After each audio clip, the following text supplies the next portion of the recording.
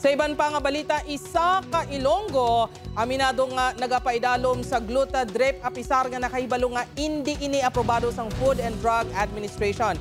Health expert liwat nagpahanumdum sa publiko nga hindi safe ang Glutadrip. Ini ang gintutukan ni John Sala.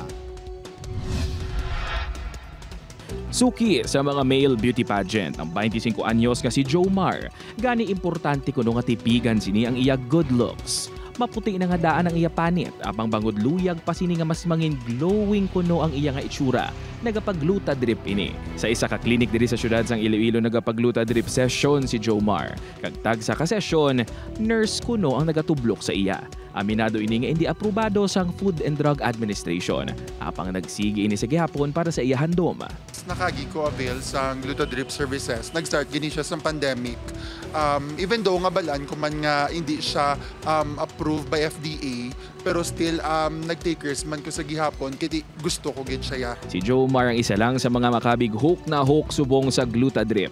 Ilabi na nga naglinap ta na sa diin man nga lugar sa pungsod ang mga aesthetic clinics nga nagatanyag sini.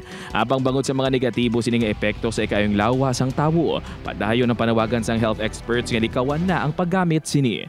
Suno kay Dr. Dina Bilisena, wala sang malain kung luyag sang isa ka tawo nga mangin mas confident pa sa iya itsura. Apang madamo sang sarang mahimo nga hindi delikado. Actually, ang glutathione, may aragin na siya side effect nga lightening.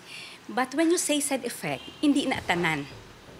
So that's why it cannot be approved as a lightening agent. Madamo na sa mga kaso sang mga severe side effects ang glutathione IV suno kay Dr. Bilisena. Gani, hindi na kuno paghulaton pa kuntani nga ang tuyo nga pagpagwapo o kun pagpagwapa.